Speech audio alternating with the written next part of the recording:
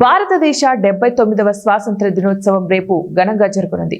ఈ ఏడాది ఈ పండుగను మరింత ఘనంగా జరుపుకోవడానికి దేశం సిద్ధమైంది. ఈసారి న్యూ ఇండియా థీమ్తో దేశవ్యాప్తంగా 140కి పైగా ప్రదేశాల్లో సైనిక, పారామిలిటరీ దళాలు ఆపరేషన్ సింధూర్ విజయం పేరుతో అద్భుతమైన ప్రదర్శనలు ఇవ్వబోతున్నారు.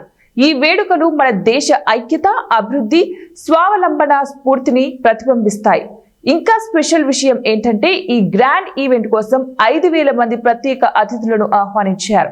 ఈ ఏడాది స్వాతంత్ర దినోత్సవం ఎందుకంత స్పెషల్ అంటే మొదటిసారిగా భారత సైన్యం, నేవీ, వైమానిక దళం, coast guard, NCC, CRPF, BSF, ITBP, CISF, SSP, RPF, Assam rifles వంటి దళాల బ్యాండ్లు దేశవ్యాప్తంగా 96 నగరాల్లో సంగీత ప్రదర్శనలు ఇవ్వబోతున్నాయి.